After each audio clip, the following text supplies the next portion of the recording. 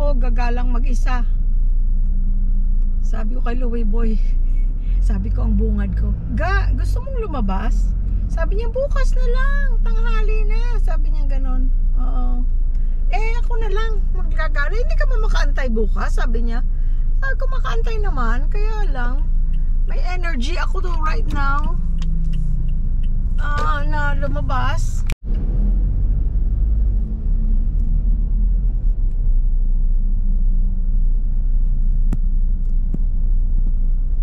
Tapos sabi ko, alam mo naman dati nung nagtatrabaho pa ako, may mga time na talaga na lalabas ako yung makapunta lang ako ng store kahit natingin-tingin lang ako.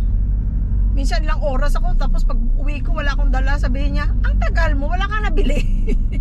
Wala na ano na ako, na happy na ako na pumunta ako TJ Maxx, Target, Home Goods, ako. Lalo pa nung bata-bata pa ako, nako, hindi ako nahihilo, pero ngayon hindi na ako makatagal. Na ano na ako, napapagod na ako, nahihilo na ako, yung ba ganun. So anyway, ngayon lalabas tayo. Hindi kasi guys, naghahanap ako ng mga yung ano pa tawag doon, riser yata para sa loob ng cabinet, para yung vertical space hindi masayang, para ma-organize ko yung mga abubot ko sa mga cabinet, sa kusina, ganon. Kasi nalinis ko na yung bahay, yung mga kwarto na inistayhan ng mga bata, tapos na. Tapos guys, sabi ko, nakapaglaba na ako. Sabi ko, punta ako. Kasi yun lang, tingin-tingin lang ako, na-happy na ako. At saka kung may bilhin man ako, talagang pinag-isipan ko yun at iniisip kong, kailangan ko talaga to. Kahit na, for example, kasi hindi naman ako hindi ako masyadong impulsive buyer. Pag may binili ako, mura man yun or mahal, basta feeling ko, you know, I've been wanting this a long time, I need this, ganyan, then it's worth buying, then I would. Pero pwede ring wala akong makita, wala kang mabili, or lahat na natingnan mo na, happy ka na dahil natingnan mo na, nabusisi mo na. Diba? So yun lang, happy na ako. So pero right now pupunta ako siguro sa mga pangkusina or mga pang-organization. Tingnan ko, sana sa SM Mall ako pupunta, kaya lang sabi ko dito na lang sa Marquee para malapit. Saging lang at kaping kinain ko pala, pero si Louie Boy pinakain ko na. Garlic rice, tapos meron siyang sliced ham na galing sa SNR na pwede sa sandwich, pwede ring iulam, yun na lang inano niya. Tapos kape, itlog, saging, yun. Tapos nagpapabili siya ng, of course, palabok. Akala niya sa SM ako pupunta, sabi niya bili ka dun sa yung masarap na na palabok, yung Razons guys. Sabi ko sa SM yun. Pinipilit pa niya sa Marquee daw. Sabi ko hindi, sa ano yun, sa SM yun. Hindi ko lang alam kung may Razons din dito sa Marquee Mall, pero kung wala man, doon na lang ako sa bibili. Sa Jollibee pala, nasasarapan siya sa Jollibee na palabok, masarap daw. Maliit nga lang ang serving, pero nasasarapan siya. So either that or Toll House. Yun guys. Teka, ba't ako ba nandito sa lane na to? Doon na lang ako sa kabila para mabilis. Guys, tingnan nyo yung yung hospital na ginagawa. Malapit na matapos. Marquee Doctors Medical Center pala ang pangalan niya. Ayan na. Lagi akong binibiro ni Louie Boy, gusto mo magtrabaho dyan pagbukas niyan? Parang ini-imagine ko pa lang, parang sumasakit na ang ulo ko. You know, mag-i-start ka na naman. Dati sa sobrang tagal ko sa trabaho ko, pwede kong gawin na nakapikit na ang mata. Kada doktor, alam mo na style, alam mo na ang ugali, alam mo na ang pasikot-sikot. Tapos mag-i-start ka na naman ng ganyan. Kasabi ko, magtatrabaho lang naman ako, babalik ako ng Amerika. Pwede ako mag per diem, seasonal, you know, few months at a time, uwi ng Pilipinas. Kikita ka ng malaki, kagastusin mo sa Pilipinas, bongga. Kaya lang guys, it's not all about the money, diba? It's not all about the money. Money is good. It can solve a lot of problems. Not all problems, but it can solve a lot of problems. It can also cause problems. So, okay na tayo, may panggala-galan tayong konti, may kinakain. Okay na yun. Diba guys? Ayan oh. Galing oh ng hospital oh. Ayan oh, may pangalan ng emergency. Saan ang emergency? Ang question ko dito, paano makapunta ka ng hospital na yan? Saan ang daan kaya? Kasi ito exit na to eh. Papuntang ano na yan, Marquee Mall at saka Freeway and Lex. Saan ang daan kaya? Mga taga rito guys, can you please comment kung saan ang daan? Siguro doon sa mga kabahayan, I don't know. Baka iikot ka. Pero ang ganda na mayroong malaking hospital. Marami naman ditong hospital sa Angeles kung sa bagay. Which is good para sa ating sa atin na mga mamamayan.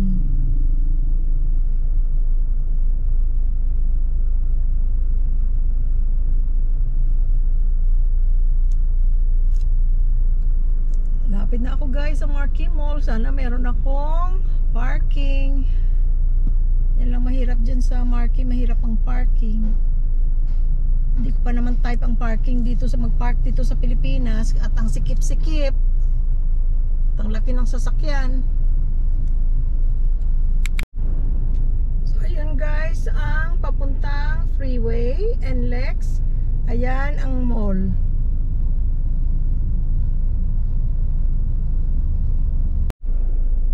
Ito nang masaya, walang parking. Ayan ang mall guys. Sa mall din, magsawa ka lang sa mga mall din dito sa Pampanga, ang dami. Kaya maganda talaga dito na dito kami napunta sa Angeles kahit hindi kami taga Angeles. Kahit hindi kami taga Pampanga, ang layo namin. Ako taga Visaya, si Louie Boy taga Caloocan. Pero dito kami napadpad. With God's guidance. O diba? Ay, ano yan oh? Ang usok ang itim. Pollution. Ito na guys, nakapark na tayo. Salamat sa Diyos. Gala tayo guys.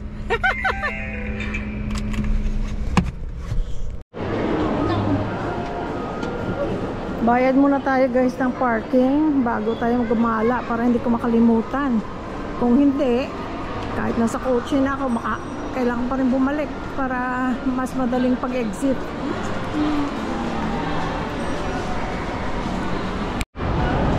₱30 ang parking guys. Pag kasama ko si Louie Boy, walang bayad kasi senior citizen. Pakita lang ID. Punta ako ng Daiso. Namimiss ko na yung Dollar Tree. Dito na ako sa Daiso.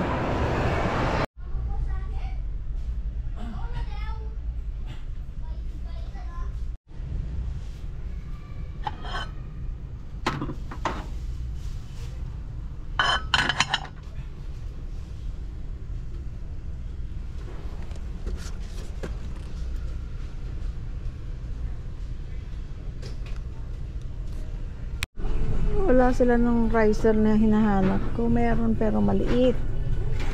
Makitid. Ito. Makitid. Tsaka sana gusto ko puti. Tsaka makitid ito.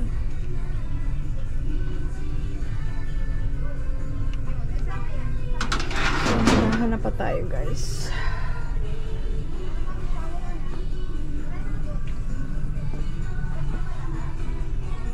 Maganda yung mga ano, mga paninda nila.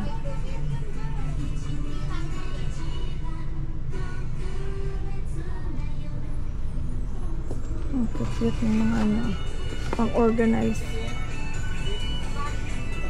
Sa Japan Home. Para rin siyang Daiso.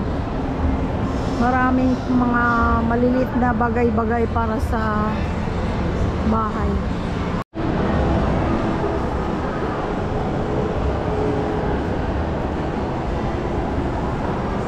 Ito guys ang Japan Home.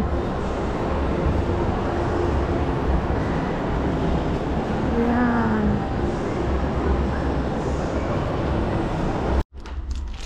Ito guys, may nakita ako. Ito yan, may paa siya. Na-fold ang paa. Okay ang size. Pero meron akong dalang tape measure. Tingnan ko.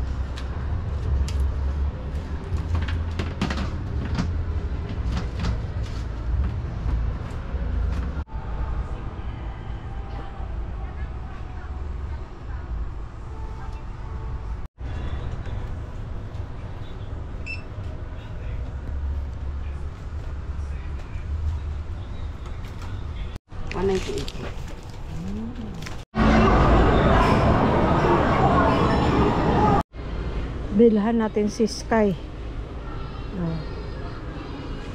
Gusto niya bola eh. Tapos mga basyo ng ano, soft drinks, mga plastic, water bottle, yun ang gusto niya.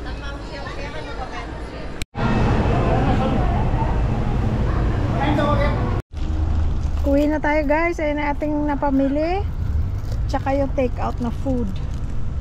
Kaya pala ako nanginginig. Hindi pa pala kumakain. Saging na at kape kanina umaga. Ng oras na ngayon. Sige guys, uwi na tayo. Pero nag-ano ako. Kasi alam ko ma-traffic na. Baka bumagsak ng blood sugar ko. Bumili akong juice. Okay guys, uwi na tayo. Thank you Lord. Nakagala-gala ako. Nabili ko yung kailangan ko para sa pag-organize ng aming mga cabinet. Dumami na mga tao sa sa mall kasi after work na, after school na, tapos magwi-weekend na, so mga tao nagre-relax ayun sa mall. At saka parang may may palabas doon o merong show doon sa gitna ng Marquee Mall, doon sa stage nila. May mga camera, so ewan ko kung ano yun. Baka may artista kasi dumadami yung mga tao.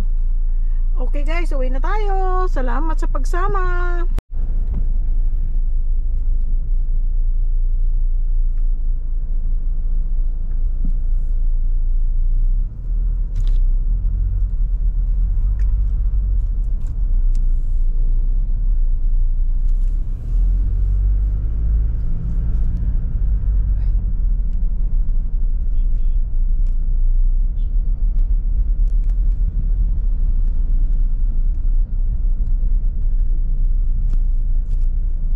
Traffic. Guys, tingnan nyo yung dalawang aso sa loob ng tricycle. Ang cute, cute. I-focus ko, tingnan ko kung klaro. Ang cute nila. Ayan sila, oh. So, ayan guys ang Marquee Mall. Sa harap niya ay ang Ayala Malls Transport Terminal. Ayan, mga bus. Papuntang Pasay. I think Cubao, mayroon dyan. Oh.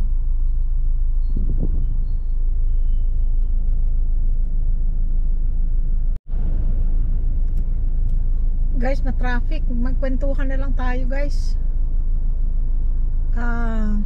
Kasi meron akong sikreto. Ang hirap magtago ng sikreto sa asawa dahil kasi sa ilang dekada kaming magkasama ni Louie Boy, wala akong tinatago sa kanya. At saka siya hindi magaling mag-lie, kaya wala rin siyang maitago sa akin. Mahuhuli at mahuhuli ko sa pagkakaalam ko, ha. Anyway guys, meron akong sikreto. Diba kagagaling ng mga bata dito, umuwi sila ng November 7. Ngayon, at that time, si JR was thinking of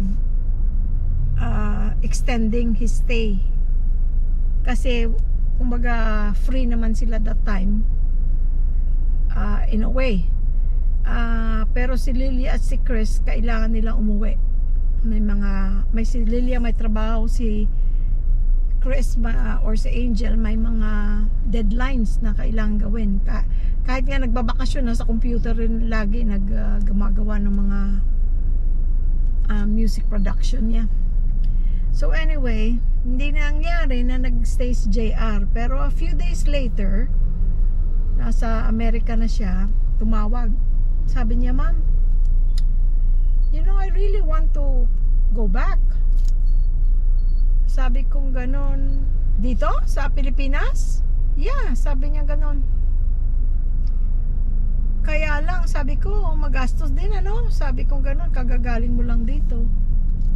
Sabi niya, well, magastos nga. Sabi ko, sige, tingnan ko right now. Habang nag-uusap kami, tinignan ko yung ticket sa Expedia kung may magkano. Sabi niya, meron ako nakitang 900 plus, merong mas mura pa nga 700 plus, kaya lang mahaba ang layover.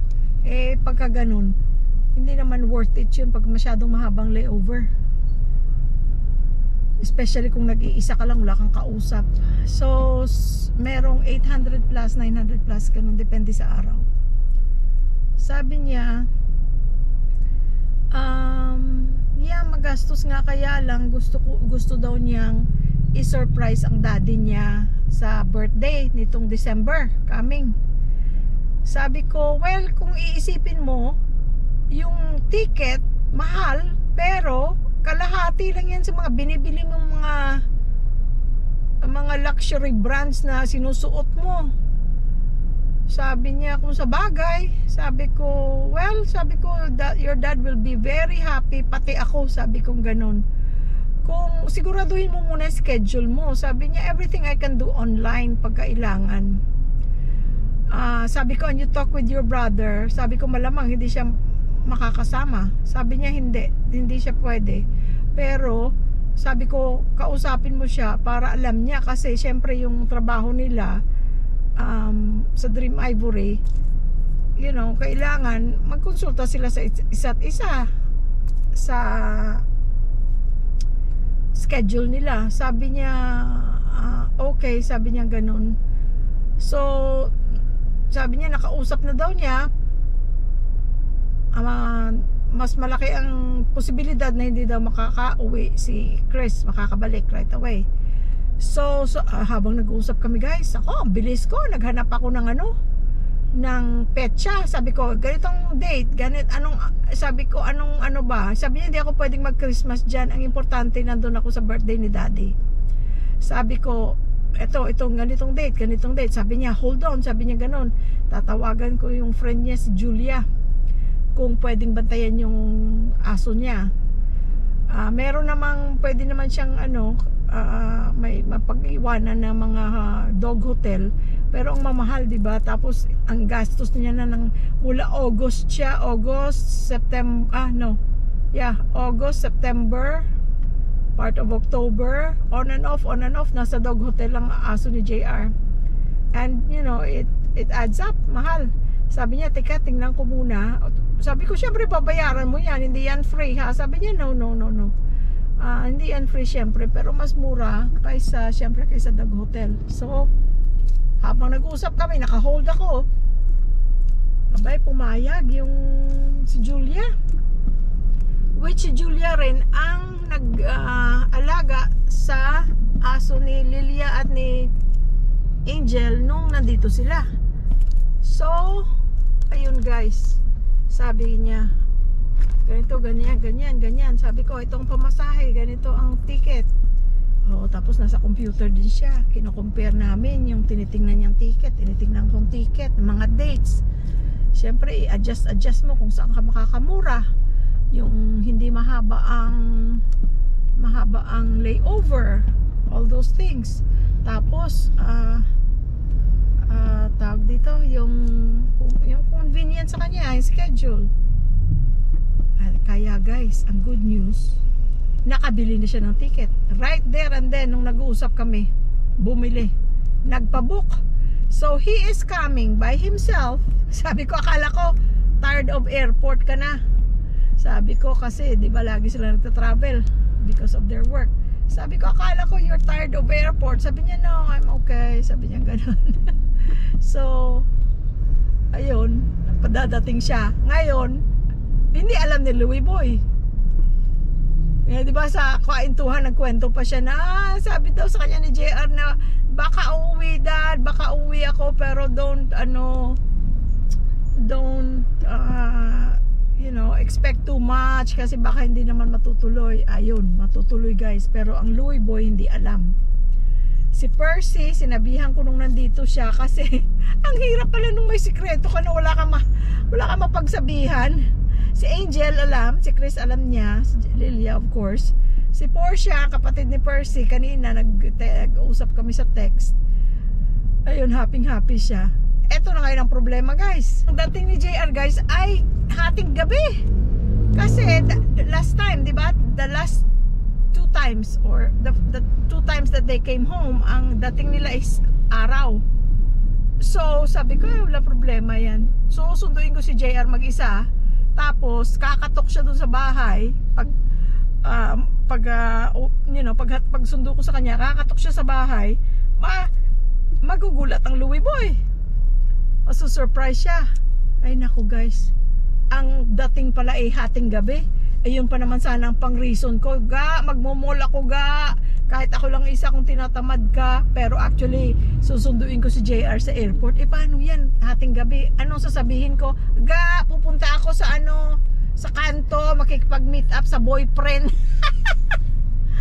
Kaya sabi ni Portia, sabi niya, tita, si kuya na lang, kuya niya, Percy, ang susundo. Sabi ko, paano sasakyan? Sabi niya, di mag-taxi na lang sila or mag-grab o kung paano. Ay, sabi ko, hindi na, iniisip ko na lang, ako na bahala, pag-isipan ko kung anong mabuti. Kaya yun guys, ang sikreto. Sa mga nagme-message yan kay Louie Boy, sa mga lagi niyang kausap sa Facebook, ang ating mga kaibigan dyan, please, huwag niyong sabihin kay Louie Boy ha. Kasi pag nalaman niya, naku, wala nang surprise. Kasi wala naman akong material na may bibigay sa kanya. Lahat meron na siya, marami siyang mga damit, sapatos, perfume. Meron naman siya, hindi niya kailangan. At saka na sinasabi ko sa kanya, anong gusto mo sa birthday mo? Wala naman siyang masabi. Kaya sabi ko na lang, eto na lang ang surprise. Yun ang pinaka-gift namin ni JR sa kanya. Ayun, kahapon isang araw nag-usap kami ng mga bata. Tinatanong siya, Dad, anong gusto mong gift? Wala naman siyang maisagot dahil hindi niya alam kung anong hihingin niya for his birthday. Hindi niya alam, nagtatanong si Angel dahil para madala ni JR yung gift pag uwi. Kaya abangan nyo na lang guys, okay? Don't mention, please, don't mention. Hindi naman siya nanonood ng ng mga vlog namin bihira siyang manood ng mga vlog namin dahil kasi part siya ng vlog eh, kaya ano pang anuhin niya, ano pa ang panunuorin niya, so hindi niya makikita tong vlog na to. Kaya ayun guys, huwag kayong maingay ha, huwag kayong maingay, meron tayong sikreto. Mga sandali na lang, dadating na si JR, so I will let you know kung sa araw na yon. Okay guys, samahan nyo ako sa pag-surprise kung anong gagawin natin para ma-surprise ang Louie Boy. Salamat guys, eto na, uwi na ako. I love you all, I love you all. Bye bye guys, don't forget ha, please subscribe dahil libre lang naman. Click the like button if you do like it, tapos yung hype button na bago, tapos share. Maraming salamat guys, God bless you all.